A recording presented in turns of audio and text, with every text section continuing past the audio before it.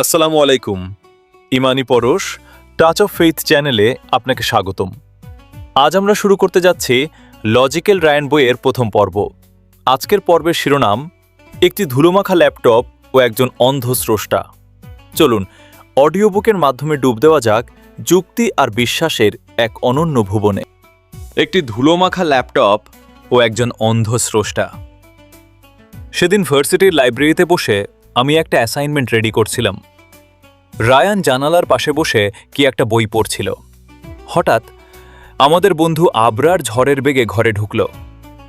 আবরার ছেলেটা মেধাবী, কিন্তু ইদানিং নাস্তিক্যবাদী কিছু ব্লগের লেখা পড়ে ওর ইমানি ভিতটা নোড়বড়ে হয়ে গেছে। ও এসেই রায়ানের সামনে ওর দামি ল্যাপটপটা ধপাস করে রাখল। রায়ান, তোদের এই স্রষ্টার কনসেপ্টটা আমার কাছে একদম সেকেলে মনে হয়। আবরার বেশ চড়া গলায় কথা শুরু করল।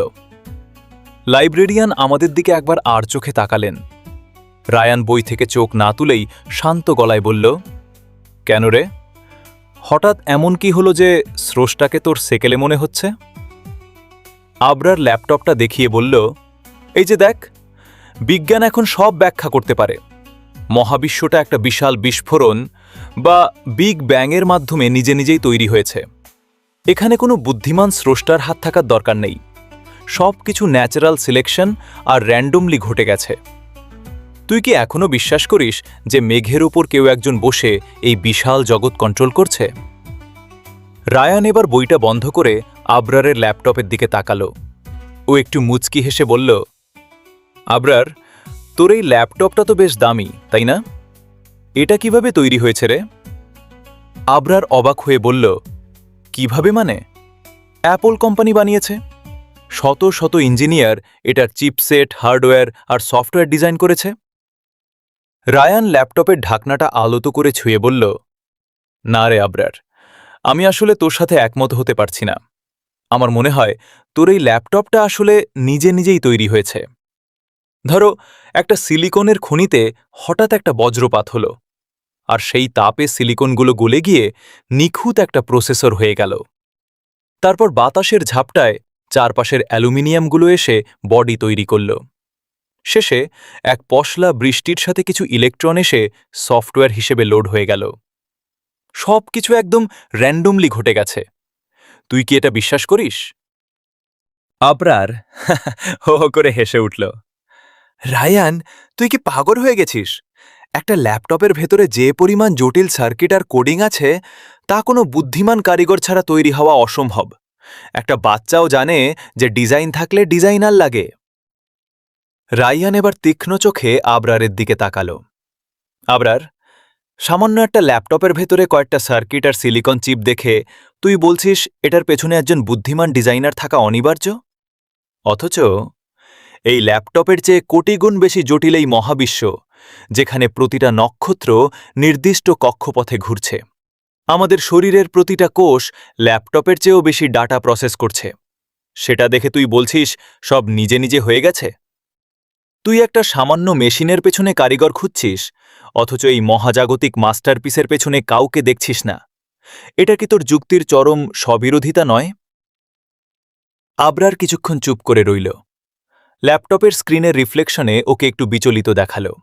ও পাল্টা যুক্তি দিতে চাইল, কিন্তু রায়ান, আমরা তো স্রষ্টাকে দেখি না। রায়ান এবার ওর ফোনটা বের করে ইশারায় দেখাল। আবরার, তুই যখন এই ফোনে কল দিস, তখন কি সিগন্যালগুলো তোর চোখের সামনে দিয়ে উড়ে যেতে দেখিস? দেখিস না। কিন্তু কলটা যখন রিসিভ হয়, তুই বুঝিস সিগন্যাল কাজ করছে। বাতাসকে তুই দেখিস না, কিন্তু বাতাস ছাড়া তুই বাঁচবি না। বিদ্যুৎকে তুই দেখিস না, কিন্তু বাল্ব জ্বললে তুই বুঝিস বিদ্যুতের অস্তিত্ব আছে। স্রষ্টাকে দেখা যায় না, তার সৃষ্টির মাধ্যমেই তাকে অনুভব করতে হয়। পবিত্র কুরআনে আল্লাহ বলেন, নিশ্চয়ই আসমান ও জমিন সৃষ্টিতে এবং রাত ও দিনের পরিবর্তনে জ্ঞানবানদের জন্য নিদর্শন রয়েছে।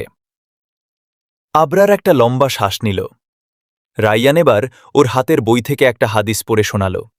রায়ান বলল, রসূলুল্লাহ সাল্লাল্লাহু আলাইহি ওয়াসাল্লাম বলেছেন, তোমরা আল্লাহর সৃষ্টি নিয়ে চিন্তা করো, কিন্তু আল্লাহর সত্তা নিয়ে চিন্তা করো না। আবরার, তুই যদি একটা পেন্টিং দেখে চিত্রকরকে চিনতে পারিস, তবে এই আকাশ জমিন দেখে কেন চিত্রকরকে অস্বীকার করছিস? লাইব্রেরির পিনপতন নীরবতায় রায়ানের কথাগুলো যেন প্রতিধ্বনিত হচ্ছিল। আবরার ওর ল্যাপটপটা ব্যাগে ভরতে ভরতে নিচু গলায় বলল, ডিজাইন থাকলে ডিজাইনার লাগবেই। লজিকটা একদম সিম্পল ছিল রায়ান। আমি হয়তো ওটা ওভারলুক করছিলাম।